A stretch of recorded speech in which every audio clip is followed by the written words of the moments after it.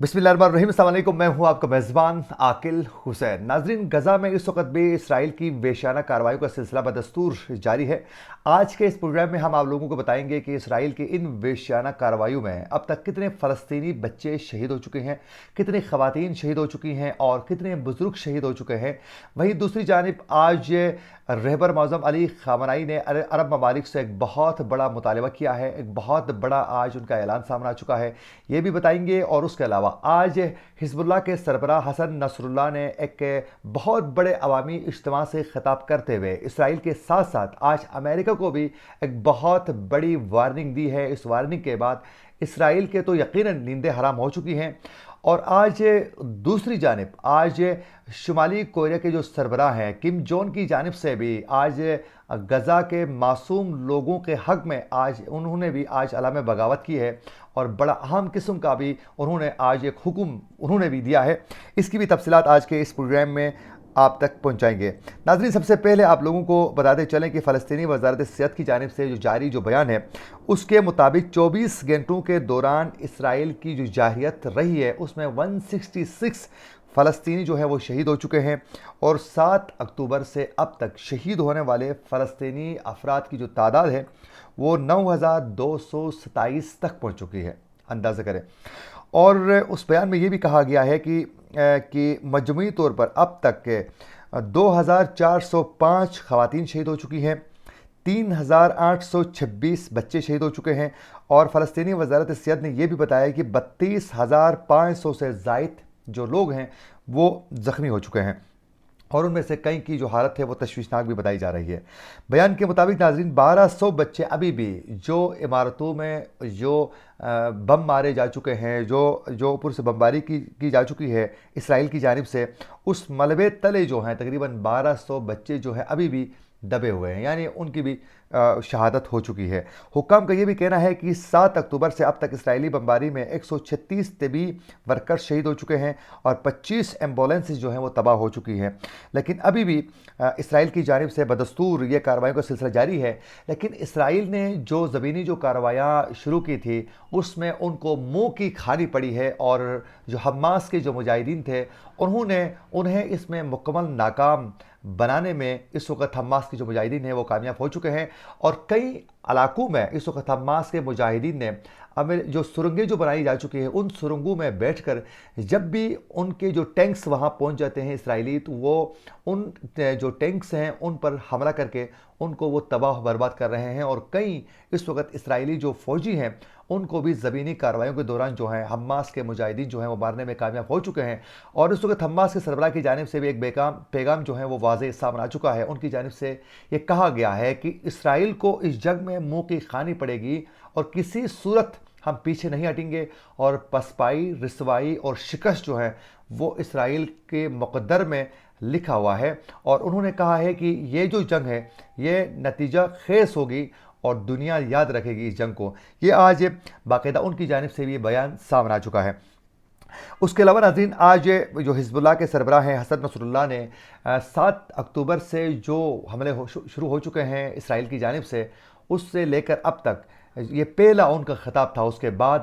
और एक आज बहुत बड़े एक इज्तिमा से आज हसन नसरुल्लाह ने आज वो ख़िताब कर चुके हैं। उनके ख़िताब का काफ़ी इंतज़ार किया गया, तकरीबन शाम 6 बजे उनका ख़िताब शुरू होने वाला था। कई ज़बानों पर जो है उनके ख़िताब को बाकायदा ट्रांसलेट करके बाकायदा सुनाया जा चुका है। बड़ा अहम किस्म का ये ख़िताब था, बहुत बड़ा एक इज्तिमा था। उस इज्तिमा से ख़िताब करते हुए हसन नसरुल्लाह ने कहा है कि हिजबुल्लाह इस वक्त तूफ़ान अक्सा ऑपरेशन के दूसरे रोज़ से ही इसराइल के ख़िलाफ़ जंग में शरीक है। हमारे हमले महदूद लेकिन मौसर हैं। अगर इसराइल ने हिजबुल्लाह पर जंग मुस्तरद करने की हमाकत की तो इसके भयानक जो नताइज हैं वो इसराइल को भुगतना पड़ेगा। ये दो टोक अंदाज में उन्होंने वाज़ेह तरीके से कहा है। और उसके अलावा उन्होंने जो शहीद होने वाले जो अफराद हैं उनकी फैमिलीज़ के साथ ताज़ियत करते हुए उन्होंने कहा कि आप लोगों को और हमें फ़ख्र है कि जो शहीद हो चुके हैं वो हमेशा ज़िंदा रहते हैं।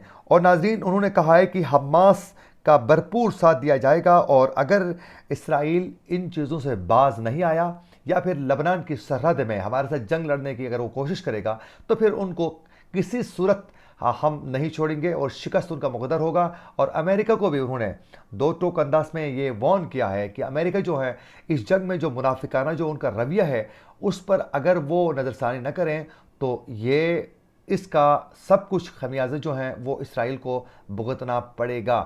اور انہوں نے کہا ہے کہ ہم حماس کے ساتھ ہر صورت کھڑے ہیں اور اس میں کوئی دو رائے نہیں ہے کہ ہم پیچھے ہٹنے والے نہیں ہیں. انہوں نے کہا کہ اسرائیل نے 2006 میں حزب اللہ کو جڑ سے ختم کرنے کا دعویٰ کیا تھا تاہم ناکام رہے اور غزہ میں بدترین شکست اسرائیل کا انتظار کر رہی ہے. 1 مہینہ گزر چکا، اسرائیل غزہ پٹی میں ایک بھی کامیابی حاصل کرنے میں ناکام رہا. اسرائیل کے سامنے قیدیوں کے تبادلے کے سوائے کوئی اور آپشن نہیں ہے. ان کا کہنا تھا کہ اسرائیلی حماس کے خاتمے کا خواب دیکھنا چھوڑ دیں. موجودہ جنگ کا اختتام غزہ پٹی کی کامیابی پر ہوگی. فلسطینی قوم سمیت مصر، شام، اردن، لبنان اسرائیل کی شر انگیزی کا شکار ہو چکے ہیں. امریکہ اسرائیل کے خلاف تمام بین الاقوامی قراردادوں کی راہ میں رکاوٹ ڈال رہا ہے. حزب اللہ کے سربراہ نے کہا ہے کہ غزہ کے شہیدوں کے خون نے اسرائیل کے ساتھ علاقائی ڈیل کا پردہ فاش کر دیا ہے. عراق میں موجود مسلح گروپوں کے امریکی اہداف کو نشانہ بنانے کی حمایت کرتے ہیں. 30 دنوں سے غزہ پٹی میں وحشیانہ بمباری اور قتل و غارت عام ہو رہی ہے مگر دنیا حرکت میں نہیں آئی.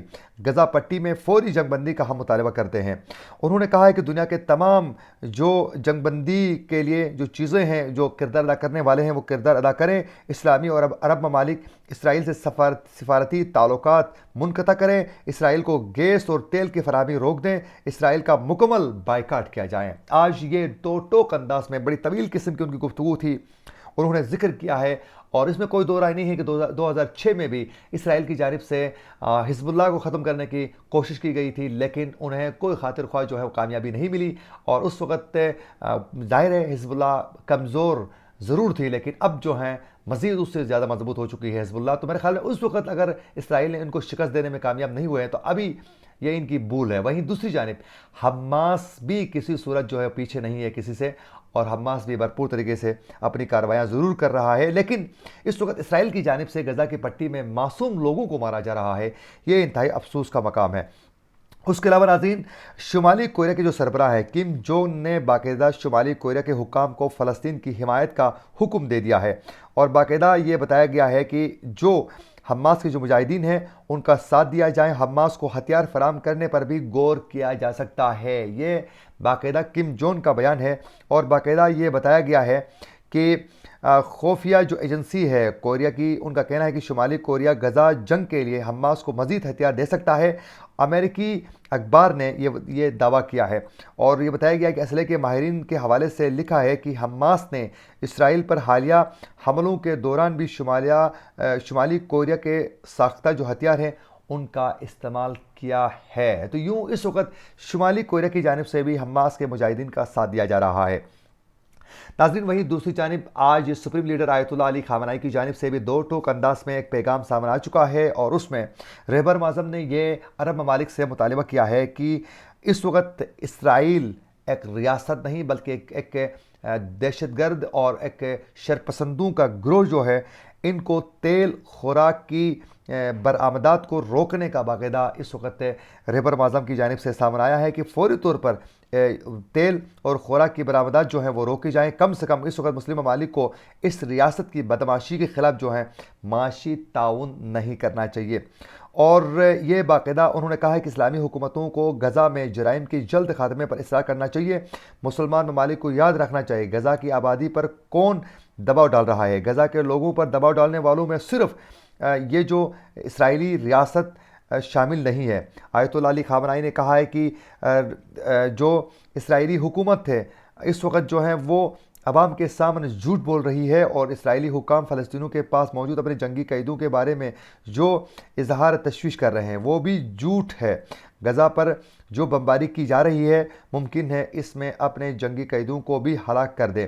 ان کا مزید کہنا تھا کہ سامراجی قوت فوجی دباؤ، بمباری اور انسانیت کے خاتمے کے لیے اٹھائے گئے اقدامات کے ذریعے وہ غلبہ حاصل کرنا چاہتے ہیں لیکن قوت ایمان ان سب پر غلبہ حاصل کرنے میں کامیاب ہو جائیں گے. تو یوں اب دیکھنا یہ ہے کہ جو بالخصوص عرب جو ممالک ہیں وہ اسرائیل کو تیل اور جو خوراک کی فراہمی ہے وہ روکتا ہے یا نہیں. اگر عرب ممالک نہیں روکتے ہیں تو پھر یہ آنے والے وقتوں میں تاریخ میں ہمیں یہ یاد رکھا جائے گا کہ غزہ کے معصوم بچوں کو اسرائیل بے دردی کے ساتھ مار رہا تھا، اور جو عرب ممالک تھے وہ تماشائی بنے ہوئے تھے. سوائے لبنان، ایران اور شام کے علاوہ جو ہیں تمام ممالک نے تماشا دیکھا تھا. اسی کے ساتھ اپنے میزبان عاقل حسین کو دیجیے اجازت. اللہ نگہبان.